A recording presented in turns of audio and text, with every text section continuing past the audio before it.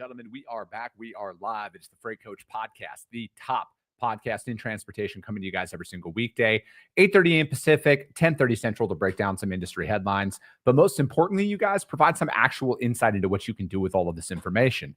If this is your first time tuning in, welcome. This is the real side of freight, ladies and gentlemen. And I do say this before every single show. And what I mean by that is I only speak with transportation professionals, because at the end of the day, you guys, I want to talk to the right individuals who have done what you're looking to do or who are currently doing what you're trying to achieve. So you can take that information, apply it, utilize it, and see a meaningful difference in your business and your life. Happy Thursday, everybody. I got a very special guest. I'm going to bring him up. I think it's very, very important for the broker community, the shipper community, and all sides of the industry to listen to what the carriers and the fleets and the drivers are going through out there. And I want to continue to have my friends come on the show that own trucking companies, that are owner operators, to bring your side of the industry to light even more out there. And there's nobody more qualified than my man, Tristan Bordallo. Tristan, thank you so much for taking the time to join me again here today. Thank you. That's an awesome intro. I wouldn't say qualified, most qualified. I'm still figuring it out, dude. I know what you mean, man, but like you're actually in the trenches, right? Like you're the one who's doing it at the end of the day. And that's what I mean by it is it's like, I was just talking to somebody about this last night, where it's like we sit here and we see the large logos, the JB Hunts, the Knight Swifts, the CH Robinsons, and what they're doing out there. And they're like, oh, we must do that too. And it's like, I don't think you should. Like, well, what their information is very, very quality, but what a publicly traded company that has tens of thousands of assets is doing, vastly different than somebody who's trying to get from like 2 to 10 trucks and stuff like that. Yeah, man, it's a different ball game. They have economies of scale. They have the capital that's available to them. Also, with the challenges from a 2 to 10 truck is that insurance is so expensive, right? And the way and our buying power for fuel, it's tough. And then finding great drivers, right? We don't have an awesome terminal where they could do laundry and take showers and have the mechanics work on their truck. Like we're bootstrapped. We're at our terminal's a parking lot. We don't have the cool amenities that the big carriers have. So yeah, it's a lot tough. It's really tough. So, speaking of that, man, like what was that like? And like, what advice would you give to somebody who might be making their first hire, whether it's a driver or like an office person with you? Like what I would say, like, I mean, how did you figure it out, man? Was there anything that you kind of followed right away? Was it like where, because I know you're involved in like the EO and stuff like that. Did you kind of get that, or did you figure that out before you kind of went out and joined some other entrepreneur groups? Actually, it was like I would say 4 years in the trenches. I didn't know any better, honestly. Mm-hmm. I say that I'm so glad I didn't know a lot about assets. I just wanted to try something new. Ignorance and being uneducated about it and unexperienced is actually a better way to go about it. Because I just put my head down. The first year, shoot, I did everything on my own. I did the dispatching. I had nothing else to do. So I was learning hiring, trying to figure out how this all works. And then, starting with 3 trucks, it's tough, man. Like the way I look at it was, cause I've been in brokerage, right? So I go, okay, I know what the customer side looks like. I know how that all goes down, but what does it really feel and have to go through being the guy that I used to hire to do the deliveries of my shipment? Like I had to put myself in those shoes, and boy, did I realize, like, wow, this is why so many of them are struggling or have, gone out of business. I'm sure, in your career that there's your favorite carriers are either, had moved on to work for another carrier, or they're just out of the game completely. Cause it is a tough business. I've turned myself inside out, learning this business, and I'm still learning. It's just a very tough business. Yeah.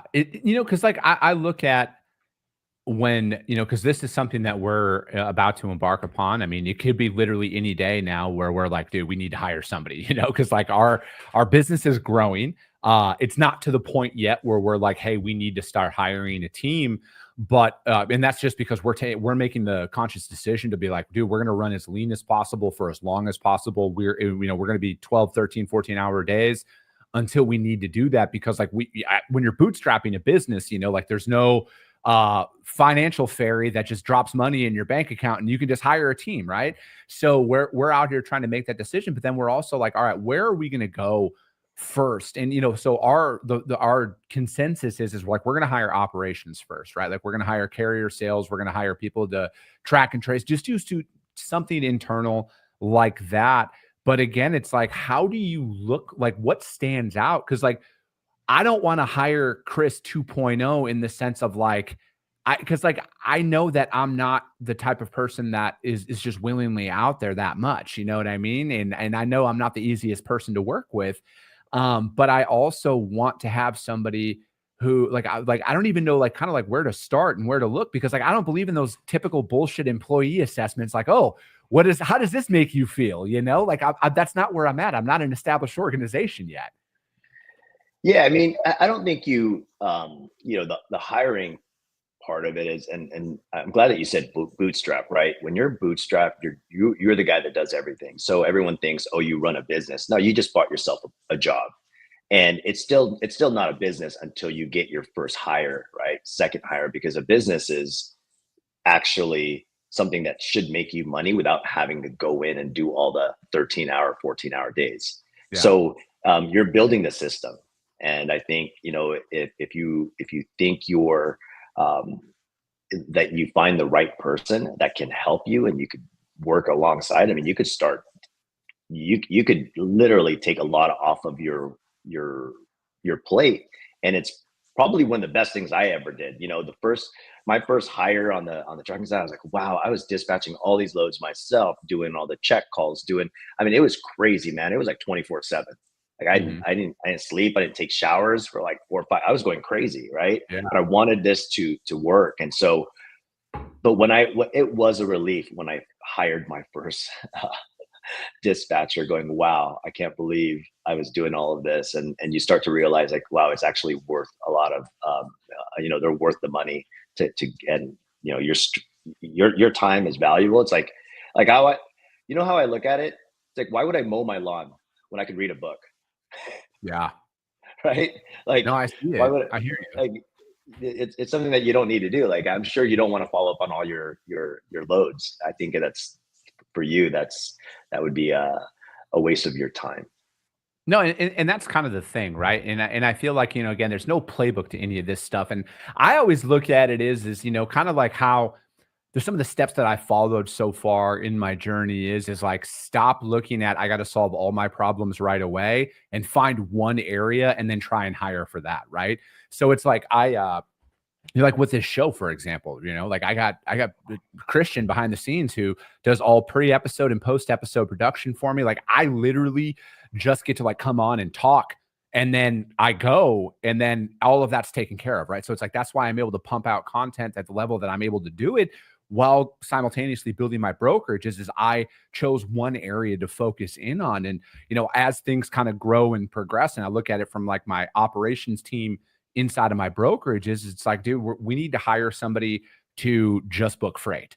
Like we're going to build up and choose. So I feel like instead of thinking you got to find somebody that does everything, I feel like just choose one role that you want to remove from your plate. Kind of to your point there is, like just choose one thing. Maybe it is just check calls to your drivers. If we're talking trucking companies here, maybe find somebody who's not maybe fully a dispatcher, but they can just make check calls for your drivers to make sure everything's going up to date and up to speed on that. So then you can focus on, maybe it's hiring more drivers. That's something that you're probably up with right now, man. So is that something that you guys are constantly trying to do, like from a driver recruiting standpoint? Are you wearing multiple hats like that? Yeah, I mean, going back to people, right? There's three things we're going to be worried about in our whole business. That's people, cash flow, and growth, right? And it's got to happen in that order: people, cash flow, growth. You got to have the right person to free you up so that you could cash flow more, and then you could grow. And it's the same thing with drivers, right? Like we're having a hard time finding drivers, so I can't cash flow and I can't grow. especially in California. It's right now the market is really tough in terms of the freight rates, but it's Yeah. also tough that the drivers are also the older drivers are leaving. And so those are your OTR drivers. And then the new breed of drivers, they want to be local, they want to stay home, they want to smoke weed, right? Like Yeah. you got to think about where we're at in California. I mean, we've been trying to hire for the last 4 months, and I can't believe the amount of people that are in the program from the I think it's the Clearinghouse. SAP, yeah, clearinghouse. Yeah. It's ridiculous. I was like, how? And you got to remember, look where I'm at, California, surrounded by Colorado, Nevada, Oregon, Yeah. Washington. There's that's just the type of people that are coming in to apply for a job, and they think being a small company. So I use a company out in Georgia that makes sure that I'm hiring the right people. I mean, I don't win awards at for my insurance because I just hire guys Yeah. off the street. So so a lot of them think we're smaller. They're going to be able to get away with not taking the drug tests, or that I'm not going to be so rigid about the process of hiring. But in reality, when they find out, you start hearing the excuses, and we've seen it before. Like, oh, I had something come up. Like, why didn't you take the drug test? Like, we sent you the drug test. So they Yeah. didn't think we were going to go through with it because we're a small company. So that's the hard part. And for me to like, that's why I write about it on LinkedIn, going, wow, dude, the people that I compete with are actually hiring these guys, because they're doing it for a reason, right? Like they're Yeah. applying, and there are people hiring them. So it's not, the stuff that's happening in our industry, there's people allowing it to happen. Yeah, no, dude. I mean, I've said that for a while now, Tristan, and I completely agree, man. Like, I think it's about time the DOT and the FMCSA actually do their job. Like we're gonna sit here and you can sit here and say like, the flavor of this month is the English proficiency, and then but then it's gonna go back to it's gonna be something else, and again, it's gonna be another case study of nothing. Because like ultimately, you guys, this is how bureaucracy is, and especially in where you're at in California and other states, man, where it's like there's just like nobody actually does anything. Like I swear, man, we have these massive budgets inside of our government that don't actually accomplish anything. Yeah, no, I mean, I agree with you. I mean, but it's also, self-governance, right? Like there's so many times I sat in, behind my computer and just wondering like, how the heck could this carrier do it for this price, right? I'm sure every broker asks that question, but we Yeah. allow it to happen anyways. Like, and we know when we call our friends, right? Like I have, speaking to Greg, owner of Liberty Line Haul West, I've known him for like 20 years, Yeah. right? As a customer. Now I help him out with his, excess loads. So we talk about it all the time, going, gosh, I didn't even realize that, there's so many carriers cutting corners, and Mhm. and the price that it costs. Like we all allow it. Like, because I used to call him and say, why can't you do it for this price? And he'd explain it to me. And now that I own the assets, I actually understand what he's talking about, right? Yeah. Like, and that's the tough part, because we question it. Even though we don't understand the real details, we allow it to happen anyway. So if we were able to self govern ourselves and going, I don't think those rates are right, and I don't think the price that we're paying for this is going to net us the quality. And it's funny how many vetting tools there are now. I remember when I was brokering, it was Carrier 411. That's all I really needed, right? Yeah. No, So that's it. Yeah, there's a ton of vetting tools and everything out there, but like, dude, so it's like from your perspective, man, like I mean, obviously the market affects you guys a lot differently than most, because like you guys and most carriers out there can't absorb constant losses inside of your business, right? Like no, most businesses, you guys, contrary to what you see out there, don't have a slush fund of like, hey, we have $5 million we can lose this quarter. We set the money aside. We like no, most people don't have that, right? So it's like, how are you out there making it work, man? And I feel like this is through some of the most challenging times that we've probably seen in this industry in a while now. And how are you making it work? Is it the dedicated freight? Is it consistent lanes with brokers? Like what is it, man? Because there's a lot of drivers out there who are like they're at their wits end, man. You probably talk to them way more than I do. that they're like, dude, I just want to make, I'm just trying to build a quality company here. Man, yeah, because I'm going on 7 years, right? So it's been a 3.5 year battle. But one of the things that I mean, I jokingly say it all the time. There's only 3 ways to make money in freight. That's to run more miles, cut your costs, or run a brokerage. Yeah. and or get out, right? So like the reality is, I came from brokerage, so I have a little bit of both. I have the ability to, we do have our dedicated freight that we have that's paying us and it's keeping us afloat. And also I get to cherry pick, right, on the brokerage side, what is the most profitable freight. Like I get to use, instead of calling anyone else, I get to use my capacity for that. And so that's one of the ways. And then, we have pretty cool brokers that we've worked with for a long time that help us out. So, I mean, we need brokers, right? I'm never against brokers, but I'm for brokers that give a shit. Like there are that say they do, but watch what they do, not what they say, right? Like look at the reviews. It's insane. I hate the fact that that's how it's, so many talk about service, right? But that's not really what they're about. I mean, they're not, it's like, imagine me going to Sizzler and saying, yo, I want, I want that Wagyu. Yeah. Come on, dude. Like, that's not going to happen. It's wild, man, because like, dude, I talk about that a lot with some of the guys that I know that, own businesses. And it's like, it's so wild, the amount of people who, it's because it's just easy to post your highlight reel today, man. Like, again, you scroll through LinkedIn, fuck, man, you think everybody out there's just killing it, bro. Like, oh, I made $1 million from my couch today and all that bullshit, man. Like, bullshit. And it's like, again, I like the people who, and this, the irony of me saying this, because I'm pretty loud on social media with my content of like the amount of volume that I put out there. But I'm like, man, I'm sitting back here and I'm like, if all you're doing is talking about how much better you are than everybody else, I think that's the most telltale sign that you're full of shit.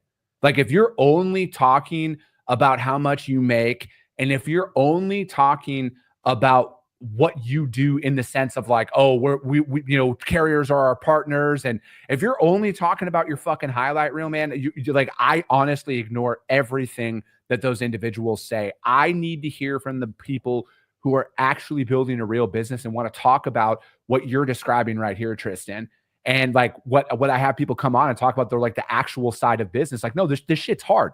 Like this is very hard to go out there and build a sustainable company in any market, regardless, and then keep that going, right? Because like they always say, man, a broke clock's right twice a day.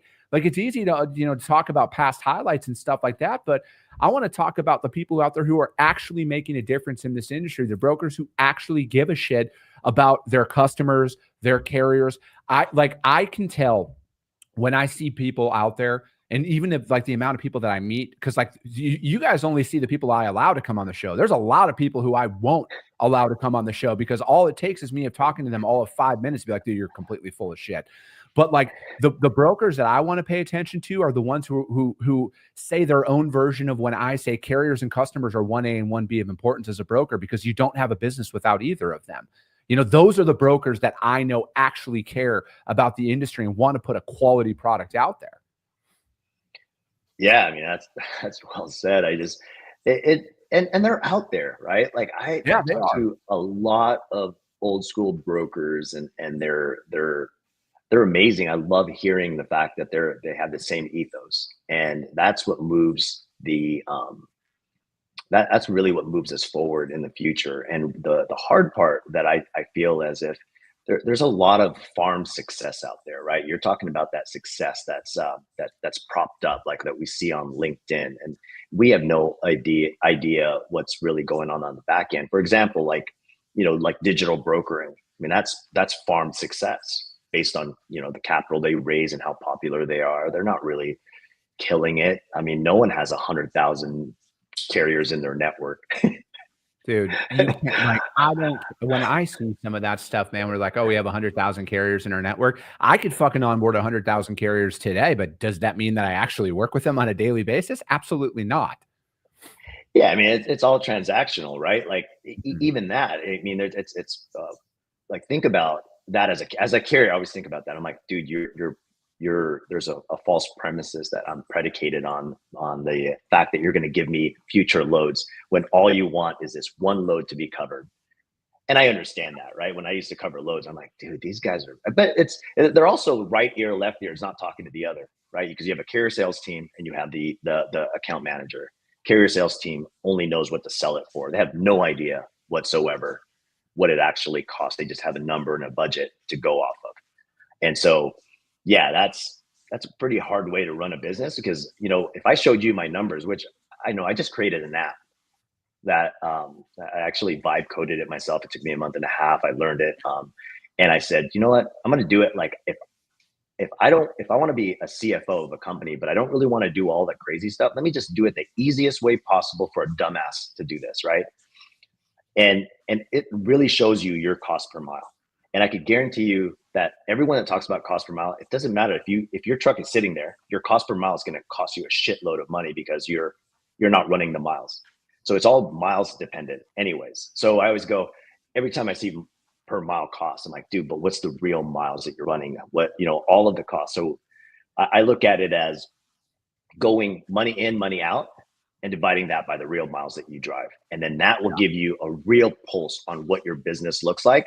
And a lot of carriers need to understand their costs so that they're not going to take it as, this is what I need to charge based on the person on the other phone that's telling me they actually have a view. Because these guys don't know, man. A lot of the guys I talk to, it's wild how they don't know their costs. And it's like, they really truly don't know their costs. And they're just taking money until it's too late. It's always too late. And dude, and you see that a lot is like, man, you're chasing the wrong revenue out there, right? And I feel like revenue at all costs is not necessarily a sustainable business model when you don't have somebody who wrote you $1 billion check and said, hey, go fucking blow this money. Cause like there are more failed VC companies out there in Silicon Valley and everything else that you're talking about. Like just go study some of that. Right. And I feel like a lot of them do. It boils down to the fact that, and again, and I say this with confidence, Tristan, if I was given $1 million when I started this, I would have fucking spent 999,000 of it wrong, because I would have no idea. Money earned versus money given is deployed very different. All right. And you can sit here. I don't care how smart you are or what letters you have behind your name or what Ivy League school you went to. The biggest thing that is always removed from everybody's case studies and data sets is the most important thing, human emotion. How are you going to react in that moment, right? So again, not knowing your numbers when you're just out there chasing freight. And I see it on the broker side too, man. And these are the ones who go out and they cold call these shippers and then they get into the distribution list loads, right? And they're fucking bidding on 100 loads in a day. They might win one and make $100 in it. And they're like, bro, we're bidding on so much freight. We're so busy. No, you're not, man. You're not making any money at the end of the day. And that's the thing, man. So it's like, if you don't know what your costs are, your break-even point, your 10% profit margin, 20% profit margin, any of that, if you have no idea what those metrics are, you're running around blind. Absolutely. I mean, I feel like that's why that's the reason why brokers or the middle they're able to take advantage of the of knowing that, like, carriers in general, like, don't know their costs. They truly don't know their costs. I mean, you have to understand that in brokerage, it's easy. You know what you're paying and you know what you're charging. Mm-hmm. That's it. Like, that's as simple as it. I think a lot of, oh, did you freeze? Yeah, he froze. He might be, it's that Southern California internet, man. I don't know if you can hear me, Tristan, or not, but no, I think to your point on a lot of that, man, it's like, I think a lot of people would be kind of surprised at the lack of financial metrics that are out there. And, again, like, dude, I created an Excel spreadsheet for my first P&L, and I went out there and did some of that stuff to ensure that I, knew what my break-even point was and knew what my fixed costs were, my variable costs, and everything else. And I fought really, really hard to get to as many fixed costs, monthly costs as possible out there. And I think that that's one of those things in business where you really learn the hard way. And hopefully most individuals out there get to it and have an understanding of that before it's too late. And it's also, again, it's one of those shows. Shout out to my friends over at Denim when we've done Financial Fridays, so many of them out there to help people understand how the fiscal responsibility inside of a business and what it requires of you to go out there and to make it. And let's see here, and he's back. It's What's up? yeah, it's the weather's so good that everyone took a vacation and the internet's off. Dude, it's all right. I just filled it in. I just kept talking about that financial literacy aspect of things, man, and like having a budget and knowing what, hey, if you're making $20,000 a month in revenue, for example, but you're spending 24,000, or knowing what your fixed costs are and minimizing your variable costs and stuff like that, and just having a better fiscal understanding about what's going on. Yeah, I mean dude, it's so important, right? There's fixed and variable, and then there's there's a surprise ones that you don't really realize. Those go into your variable, right? And so those are and also the cost of carrying money. They don't understand that, a factoring company at 1% or 2%, if you have less than 10 trucks, you're paying 2% plus on factoring. And that's costing you day one 2%, and then day two, day three, day four, and then it's literally like if you have customers paying in 15 days or 10 days, or you could get your customers to pay more, earlier, you should not have to factor those. They don't understand that. They're just like, oh, it's 2%, and then it catches up. It's insane how I've seen that where there's other avenues of financing it versus doing it just to do it. And a lot of them just get used to just doing it. Oh, that's how it's supposed to be. That's how everyone does it, versus running it like a real business and understanding that there is, a cost to carrying that money. Because I think that's why they fail a lot. Because what happens when brokers start paying within 30 to, they used to pay at 30 days. Now it's 45, 50. And we all know, and I'm going to say this right now because I don't give a shit. Brokers know that we are not going to be able to file on their credit, but believe me, I can, because I'm covered by Allianz, and I will file on everyone that doesn't pay on time. And I almost wonder, Tristan, how many people don't even know that they can do that. Because again, if we're talking about just typical financial literacy out there, I mean, you're right, man. It's like I've been to that point in my business, and again, like fortunately, I learned.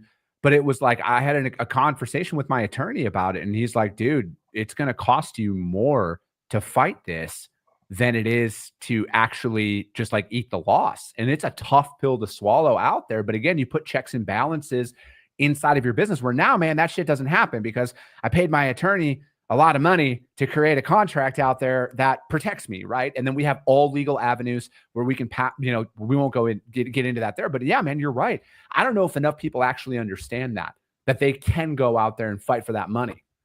Yeah, I mean, and plus that's it's almost like it's accepted. The abuse is accepted, where a broker knows that they don't have to pay within 45 days, or the check is in the mail. I mean, that hurts a lot of carriers, right? Like I come from the LTL world, and try doing that with if you got a great discount that you could make a margin off of, why wouldn't you want to pay that carrier within 14 days? Because I remember having to pay the carriers within 14 days and then carry out the 30 days. That's what we get paid for, right? That's where our margin comes from. We carry the bill for 30 days, but we pay in 14 days. But yet they're doing that to carriers, where we understand that my fuel comes out every 7 days, no matter what. And right on the dot, my insurance at 30 days, the truck's at 30 days. Like, I can't pull the stupid shit that everyone else is pulling. Oh, it's in the mail, or we didn't see the invoice process. Oh, we didn't have a POD attached to it. I mean, come on, dude. Like, that shit pisses me off because we don't do that. I mean, look, just look us up on reviews, right? DAT, Carrier Source now. I mean, when someone tells me, oh, everyone's just going to talk about the bad things that you did, you know, when you look at someone's review, like from a carrier view, is when we look at a DAT reviews, for example, right? They have 1-star reviews and then, 1-star reviews and 5-star reviews, right? Nothing in between. It's one or the other. And guess what? The 1-stars are way more than the 5-stars. And then they say, oh, well, everyone's just going to talk about the bad stuff. I'm like, no, dude, if you're really good and you're a good human being and you're a good company, dude, that they're like, would you go to a restaurant that had 100 1-star reviews and then 5-star reviews and nothing in between and saying, oh, it's only the guys that just had a bad experience? Yeah, no, not at all, man. Like, it's insane. That's how we think. And that's how we justify it. And, you know, there's, you know, those, and I can't believe that that the guys that are doing things right do not get to, you know, we don't win. We're lumped in with all the other bad carriers, and we can't charge anymore for doing things right, because it costs money to do things right. Dude, I agree, man. And this is why, you know, again, we got to have more conversations like this. We got to have other carriers out there that, you know, that are doing the right thing, have them come on, man. And we'll just continue to do this, man. Like, that's the only way that we really fix a lot of this stuff is just to squash all of that shitty behavior that's out there. And Trusted Cartage has a question. What's the name of the company that you suggested to file when brokers, customers, freight forwarders don't pay on time? Well, I have a company, it's Allianz. It insures my ARs. And dude, I mean, this is not a plug, but they've saved they saved my carrier. Cause I had a big company that went out of business, for over $55,000, carried the bill for 270 days. So damn. And I was able to, you know, get 90% of that money back. Dude, I love it, man. That's perfect. Well, hey, Tristan, I appreciate it, man. I got to jump because I got some freight to cover here. But yeah, we'll be in touch. How does anybody reach out to you to find out more, man? How do they connect with you? I'm on LinkedIn. So, I mean, hit me up on LinkedIn. I'm always, you know, willing to help the community. And, you know, if you're cool, we're going to get along. So perfect. Absolutely, man. Well, hey, I appreciate it, Tristan. That's going to be it for today, ladies and gentlemen. As always, if you got value in what you heard, subscribe to the show, you guys. If you're feeling really ambitious after this one, rank the show on iTunes and Spotify, because if you saw value, that's how your network's going to see it as well. I appreciate you guys. I love you guys, and we'll be talking to you soon. We got an